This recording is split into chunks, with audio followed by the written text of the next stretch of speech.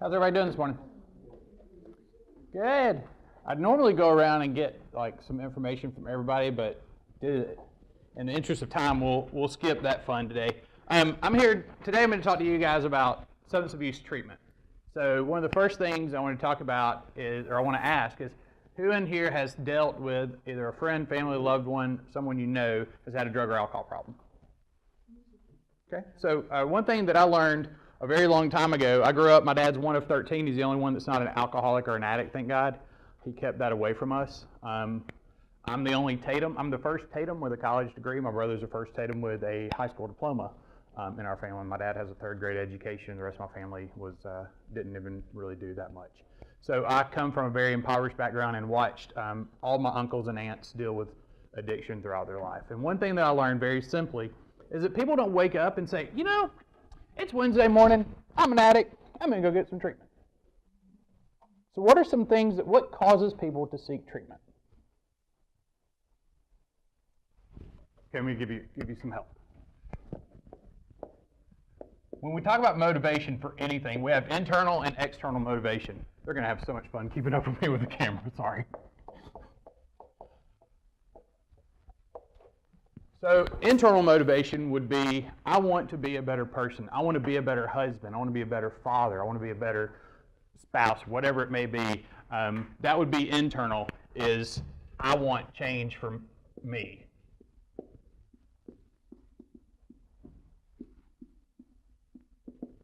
External is the true reason that most addicts and alcoholics come to treatment.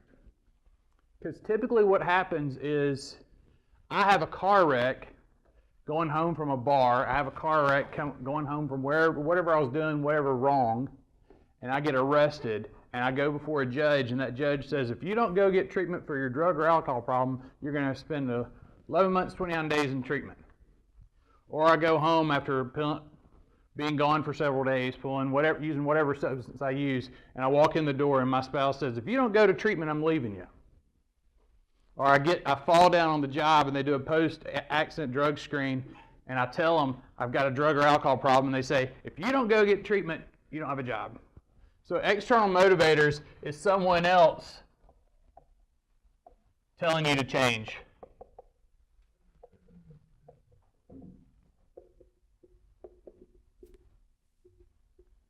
So I can be the most motivating speaker in the world, which I'm not claiming to be.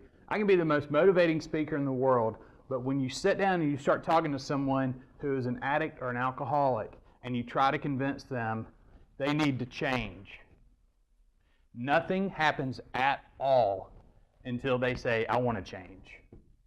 And the hardest thing as a therapist or mental health worker dealing with someone in a treatment center is trying to bridge this to this. And I'm not going to talk much about the 12 steps, but the 12 steps have been a proven model to work with treatment. So your Narcotics Anonymous, your Alcoholics Anonymous have been really proven to be helpful. And the first step of the 12 steps is to admit you have a problem. And if we can get someone who is here to admit they have a problem, we can start this. But that is really, it's impossible. Jack London wrote about the Yukon, and he said, this land has a hand that holds man to it. And I've shared that with addicts and alcoholics through the years, because they're like, I want to get better, I want to get better, I want to get better, and then 2 days later, I want to use, because the addiction has a hold on them. I met with a young man last week, 26 years old, from a very, very good family in the community. I know mom, I know dad, I know stepmom even, and he came to them and said, I want to get better. And I sat down and talked to him, and I said, okay, this is what treatment looks like. You're going to come in for 3 to 5 days. We're going to give you medication that will help treat the symptoms of getting you off the pain meds that you're on. And then after that, we'll look at a 28-day program. Man, Tim, thanks so much. Thanks for helping me. I really appreciate it. I'm not even home from work that day. We got him in the hospital about 12 o'clock. Not even home from work that day, and I get a call from his mom. He's trying to leave. Well, in Tennessee, I can't hold you against your will if you sign yourself in for alcohol or drug treatment. So I have the moms, the parents, the siblings, the spouses begging me, don't let them go, they're just going to go use. And I can't because right now it's all external. So I called and spoke with one of my therapists and said, hey, go meet with this young man. And they did. And he agreed to stay. So the next morning I walk up to him, and I've known this kid for a while. I've got a relationship with him. I'm not playing his therapist because I know him personally. I walk up and I start talking to him. I'm like, hey man, I'm really glad you stayed. I said, it's going to hurt worse today. You're going to be coming off the pain meds. It's going to hurt worse today. You're going to want to leave again today. No, Tim, I'm sticking in it, man. I'm sticking in it. And I'm not by any means making fun of this kid, okay? It's heartbreaking. This kid had his life basically stopped. He's lost it. The career of choice he can no longer do because of legal charges he picked up due to drug and alcohol use. So he's a degree holding shovel holder. So he's got a degree, but he can't do crap with it because of his behavior. So now he's literally digging ditches. So he's still over here because mommy and daddy and the law want him to change. He verbalizes that he wants to change, but it's not clicked with him. By 4 o'clock that afternoon, he signed himself out. Mom texts me the next day that he's using again. So until we have this, we see a lot of really, really frustrating cases. So because I'm ADHD and fast forward and I didn't put it on my agenda, let me tell you where I work and what I do. I'm an LPC. I'm a licensed professional counselor. I'm licensed in Tennessee and Georgia and nationally certified as a national certified counselor. I've been working in this field for over 20 years. My dad says I've been working since I was 13 because of my family. I love what I do. I have a passion for it. Right now, my title is Director of Behavioral Health at Tennova Healthcare, formerly Skyridge Medical Center.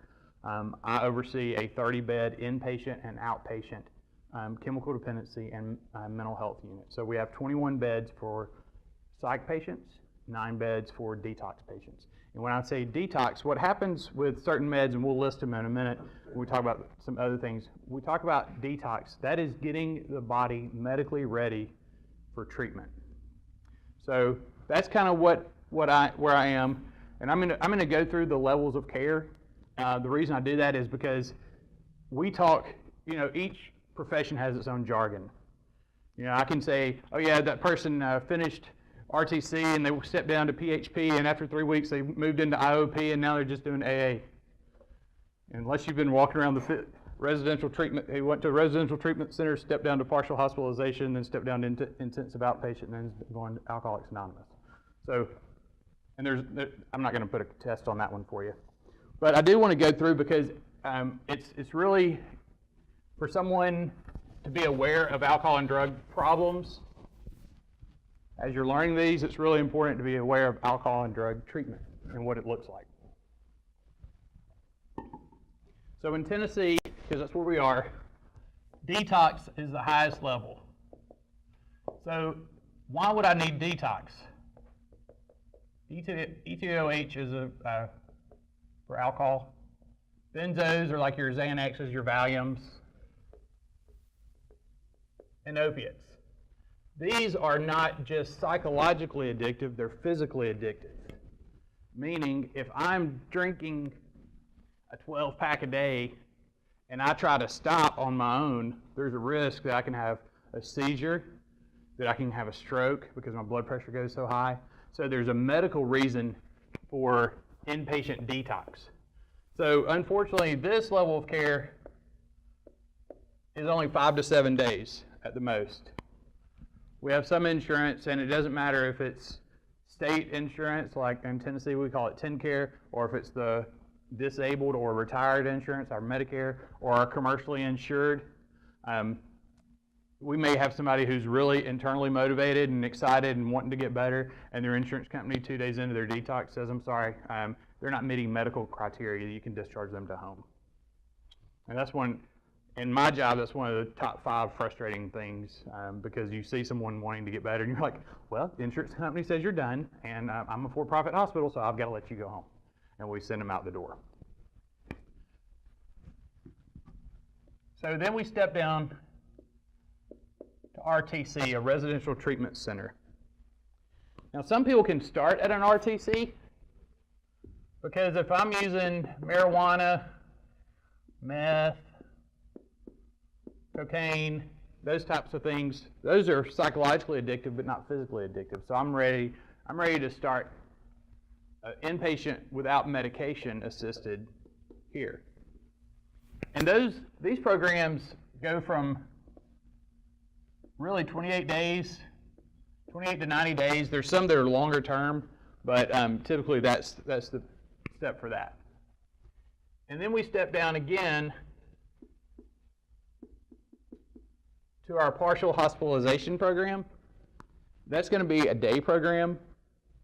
A lot of times what people will do is, if I'm a hospital, I'm not, just to clarify, but if I'm a hospital and I want to offer this level of care, but people were saying, I need a clean or a sober living situation, then I'll charge your insurance company this is more information than y'all want to know, but I'm going to tell you anyway, and allow for a housing piece too. So maybe I set up, there's like a dorm setting and you live there and you're in a sober supportive system, but you go to treatment 6 to 8 hours during the day. Any questions? Okay. The next step down is intensive outpatient. This is going to be 3 hours a day. This is going to be 6 to 8 hours a day.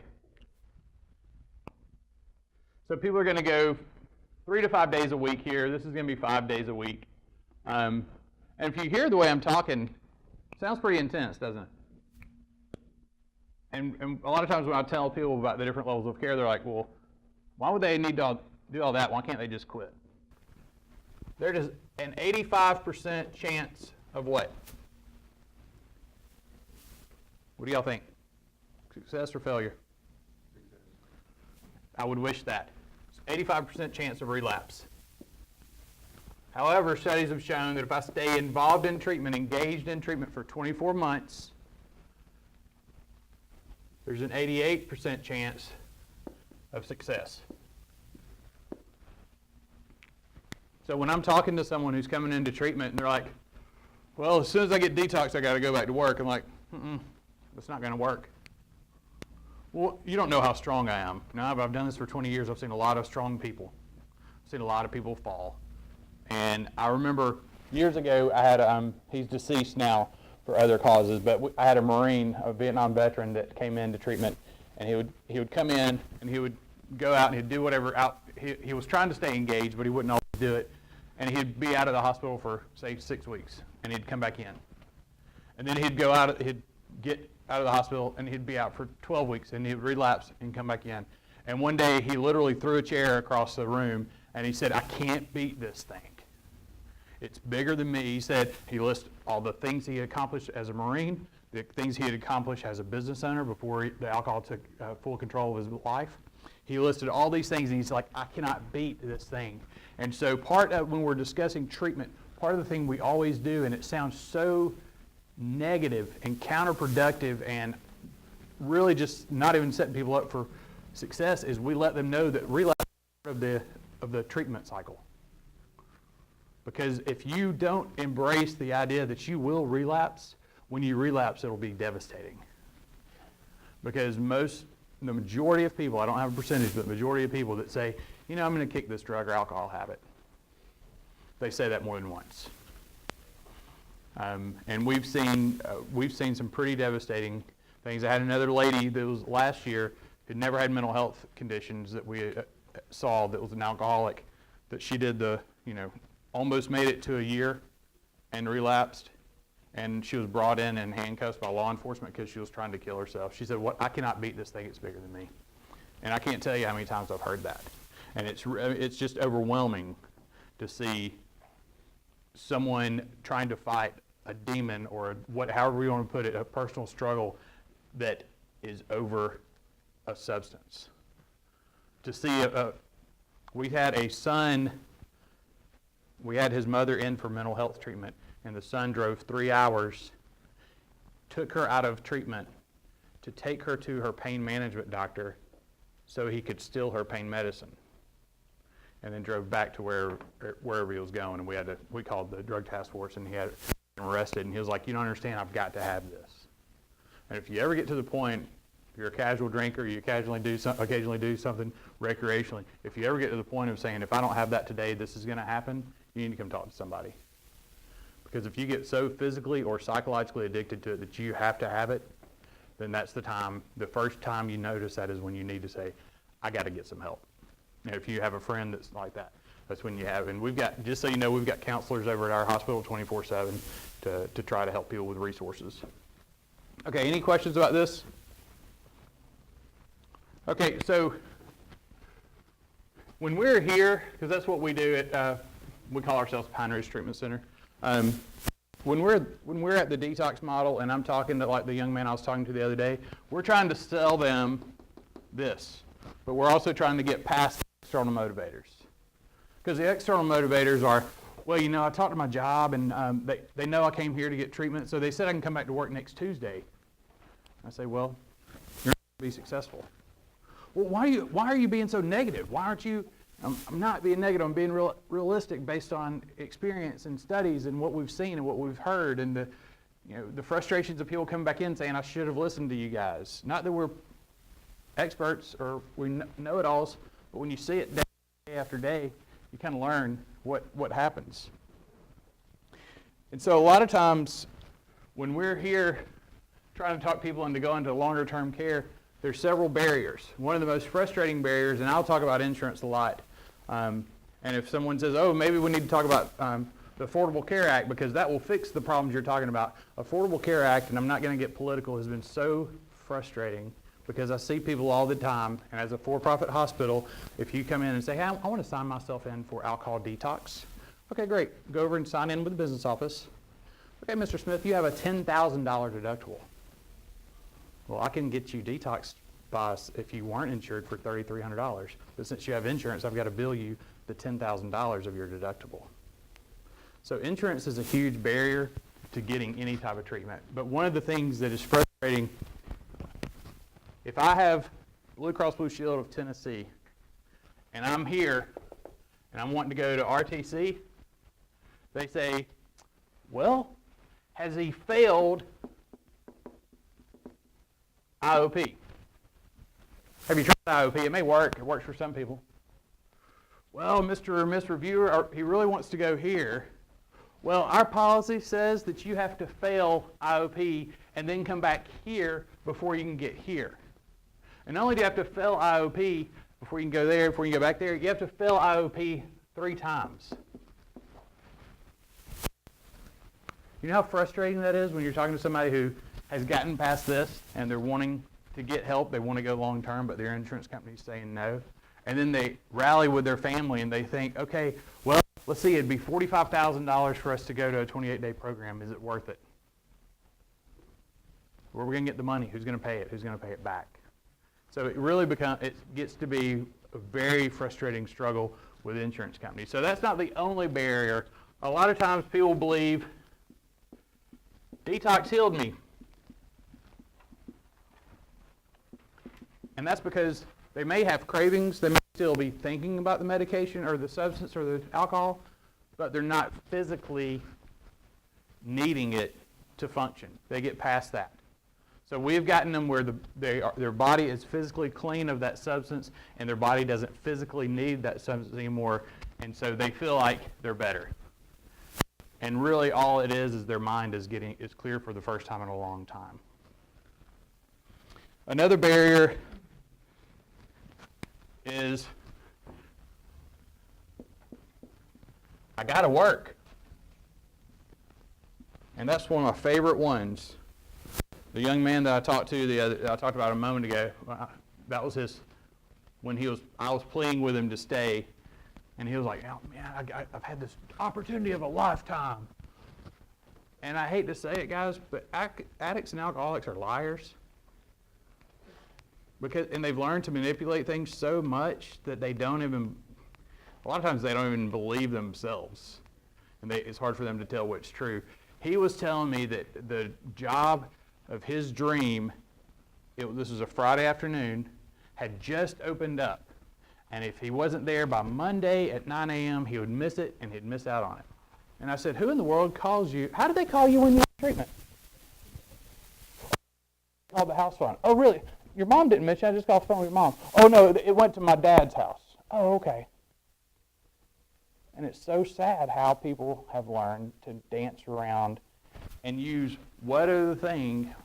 And I wish anybody well, and I hope that this isn't always the case for everybody, but at least the studies that were done several years ago have shown that. But I've seen people detox and get with a church, get with a group of folks and stay sober and be fine. But that's because this isn't 100%. So we do have the 15%ers that can do it without being engaged in a physical type of treatment. One of the things that the external motivators a lot of times is the family, and the family will start having the conversation with the person. Usually, the majority of folks that we see, I can't say majority, but of the married folks, we see the men on the most common. And they're talking to their spouse, and their spouse is like, well, you really blew a lot of money buying those drugs, because I would ask a question, but I wouldn't want y'all to answer it. Hydrocodone 10 milligrams sells on the street today for about $10. So if most of the time people are abusing 8 to 10 of those, so it's $80 to $100 a day that they're blowing, if not more. And that's kind of the gateway opiate. So then you move up to like oxycodone, OxyContin, those kind of things. And I've heard, because I haven't been on the street trying to buy them lately, I've heard everything from like $1 a milligram to $10 a milligram. I'm not sure. But usually if I'm taking OxyContin, I'm taking at least 160 4 or 5 times a day. So, we could be talking $60 4 or 5 times a day or more. So people are spending a lot of money on their habit. But then they start saying they got to go to work. And my favorite question about the work thing is, okay, tell me the last month how many days of work you've missed. Oh, well, I've missed quite a bit. Okay, why is the motivation to go to work right now? Well, my wife's really on me about making money. Let's call her in and let's have a family session.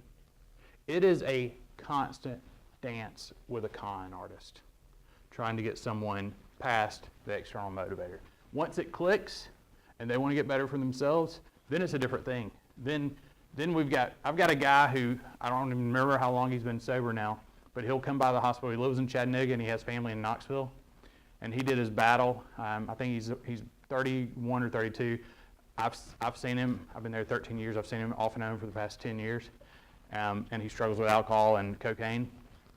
And lately, I guess for the past 3 years, he's been coming by. Anytime he goes to Knoxville, he'll pull off exit 25 and pull in and write me a note. Tim, it's me, still sober. Just wanted you to know.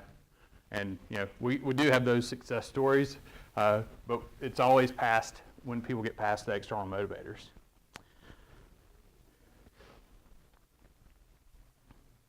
So what do you guys, when you think about someone going to treatment, what do you think it looks like? What do you think they do? Somebody's going inpatient for detox. What do you think they do? This is a chance to talk. I don't know, you see all the drug shows and you see them like guy in the lockdown hospital bed going crazy. Yeah, that's true. We have the idea of it being like a lockdown. A lot of people think about it being like a hospital. Our rooms are set up kind of like double occupancy, like single bathroom to each room. And when people come in treatment, we try to keep them out of their rooms.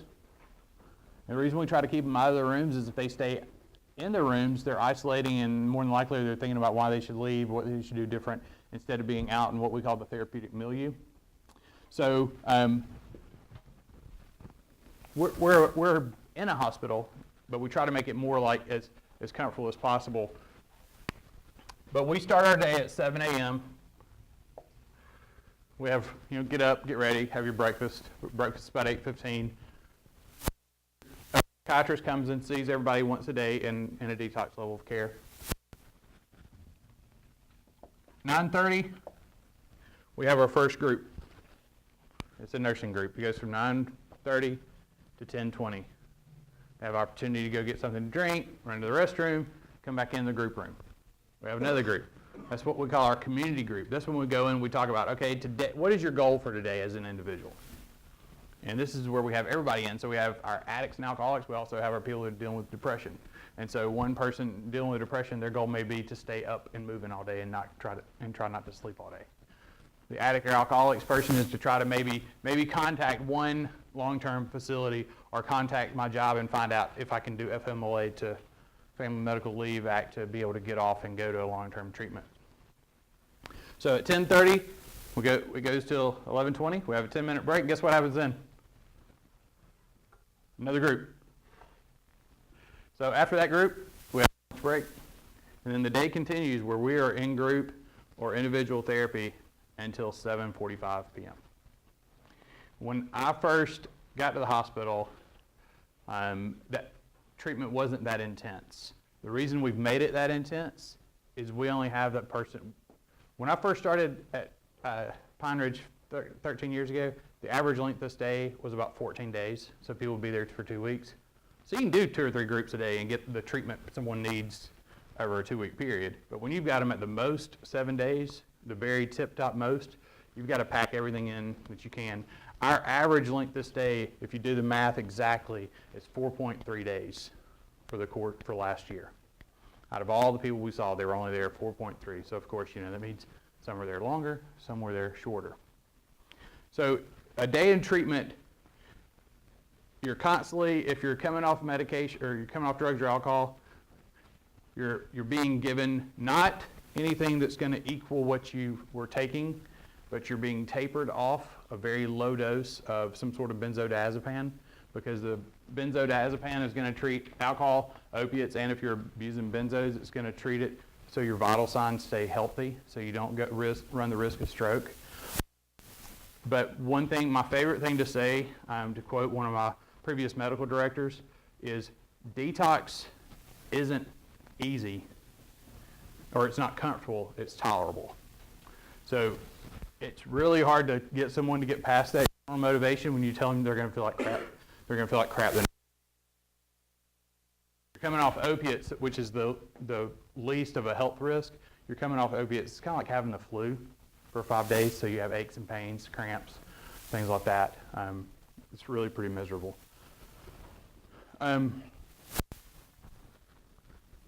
Okay, I've got some other things, but I was going to take a minute and just open up and see if you guys have any questions. And I can talk for days. I like to hear myself talk, but I have that innate ability to. Yes, sir. What does RTC stand for? Residential Treatment Center. Any other questions?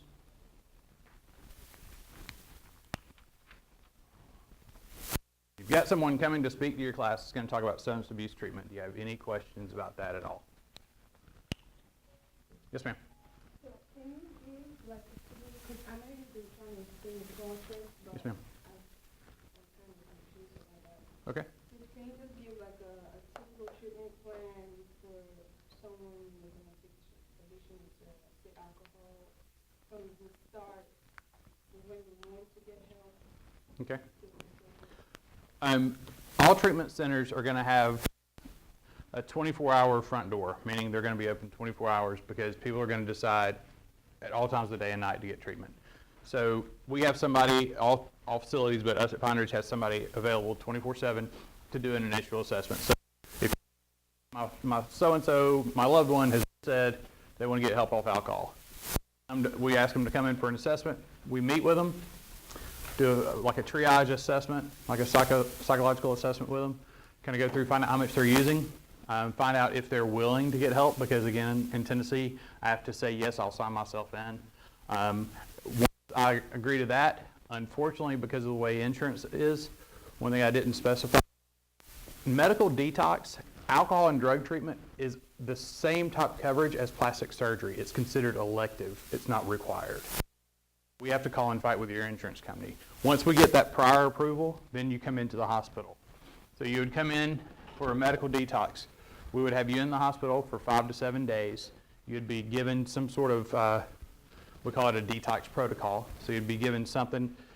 The typical person coming off alcohol is going to have the symptoms of shakes. They're going to be tremoring. They're going to be nauseated, have diarrhea and vomit. They're going to have high blood, or their blood pressure is going to run high, and they're going to be at risk of seizure.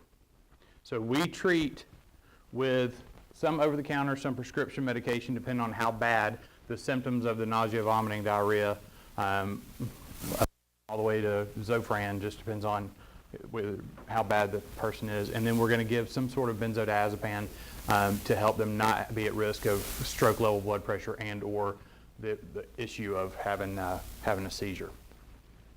They're going to go through the process of going to group and being involved in treatment on a daily basis. And during day 2, typically, we start trying to figure out their outpatient, what their discharge plan is. Do they want/need a residential treatment center, which is always my hope for everybody. But because of insurance barriers, the reality that even though I do have a drug or alcohol problem, I really may have to go to work. And so if people aren't able to go from our unit to a residential treatment center, we use one in South Georgia, one in Middle Tennessee, and one in Birmingham. Those are the ones most of the time that we try to refer people out to. If they can't do that, then it steps down all the way to the intensive outpatient program. And then they're going to be engaged in one of those 2 levels of care for as long as, up to, typically, in reality, 28 days is about what most people in Tennessee get for their first residential treatment center stay. So they'll get that for 28 days, and then they'll step down to one of these 2, the partial hospitalization or the intensive outpatient program, and they'll go through the course of that. Most intensive outpatient programs are going to go 5 to 6 weeks of every Monday through Friday meeting, and then we encourage people to be in AA and NA. For AA and NA, historically, what we tell people is 90 meetings in 90 days. So we encourage people, no matter what other thing they're doing here, to be getting in a 12-step program. And the reason that is that's going to be the glue that holds them together after all the formal stuff is done. And if they can get a good routine here, then they're going to be more during the first 90 days of their sobriety, they're going to be more likely to carry that out because they're going to learn that that's important, and that's an important part of the sober support. I'm going to get on a rabbit trail for a moment. I had a good friend of mine killed himself. October was, and he had worked for me for 4 years, and I had to terminate him after he got charged with drug-related charges. And when he was sober, when he was clean, because he was clean for a long time and then he relapsed. When he was clean, he was inviting me to ODAT. It's a group here in Cleveland, and ODAT stands for One Day at a Time, and it's the, I guess you would say, the rich addicts. I was amazed at the amount of people that are the top 10% of the socioeconomic status in this county were the ones who are attending and running the ODAT meetings. And they really helped me understand how those AA meetings that they had set up, and they actually have purchased property, and they have a place where they go and all that sort of stuff. But Sean had got me really connected with the ODAT, and they're really helped me understand the 90 meetings in 90 days. So once the person's done with intensive outpatient or whatever level of care down, then we try to make sure they get in with a therapist, so they're going to see, a licensed professional counselor or a licensed clinical social worker or someone like that, or a psychologist. It's not uncommon for us to have somebody that's never been diagnosed with a depressive disorder or a mood disorder, that as they get off of the substance of use that they're abusing, they realize that they're depressed. Or if someone is using meth or cocaine or some stimulant, when they come off that, it's medically recommended to always be on some sort of antidepressant, because your body has stopped as you're pumping all those feel-good things in, your body stops making the serotonin and a lot of the things that it needs to feel good. So we have to temporarily put that in with the help of a psychiatrist. But then we do the individual therapy, and then we continue with the 12 steps. So again, we always encourage people to stay engaged in treatment for at least 2 years. Yes, sir. With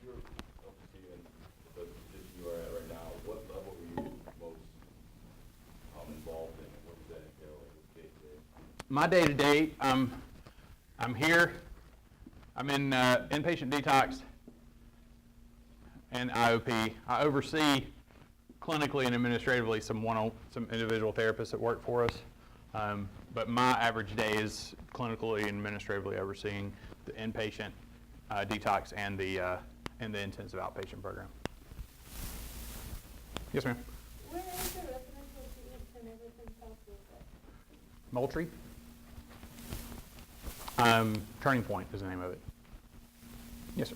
You said for detox, it's suggested when someone feels like they need it. Could you like quantify that as like they drink every day, or? It is amazing how it's different. I've had people that binge drink, meaning they don't drink every day, but when they do, they drink heavy, and they'll binge drink for 4 days, and then they physically cannot stop without being sick and shaking. And that's where it comes, the physical addiction part, not just the psychological, but if I don't have this, I'm going to be sick, comes from. So usually it's everyday drinkers, but it doesn't have to be. And for instance, I'm going to use an example. I met with a 46-year-old, highly educated, person that was actually living in her car because she's lost everything due to her alcohol use. She was drinking 12 to 18 beers a day and has for the past 6 years. And I said, tell me when you take your first drink. She said, I try to watch it, but usually if I don't, by 4 in the afternoon, I get sick. So people that are really physically addicted, unfortunately, know it. They may not share that with their loved ones. And there's a guy who I have seen in treatment before who, so his wife wouldn't know, he would leave his work at lunch and go and get a 40-ounce beer and drink it on his lunch so he wouldn't have withdrawals by 6 p.m. when he got off work. So most people that, if they're really physically addicted, they know what that is. And the junkies, the folks that are shooting up, they know if they don't get their fix when it's going to be, if they're using heroin, how they're going to feel the shakes start coming and everything like that. Does that answer your question? Okay. Anybody else? Yes, sir. Is there a plan to like expand treatment?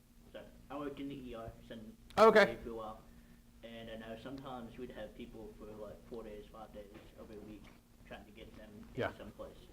Yeah, we, to answer that, so I'm talking about substance abuse. The other 21 beds are for psych. And right now in Tennessee, you can have voluntary or involuntary. And we're researching going involuntary, so yeah. Anything else? All right, well, I will not go down any rabbit trails because we only have like 3 minutes, and I don't want to just be talking and take up your time. I'm going to write my email up on the board. If you have any questions that come up, please feel free to shoot me an email. I respond faster to emails than I do anything else. So, thanks for your time today.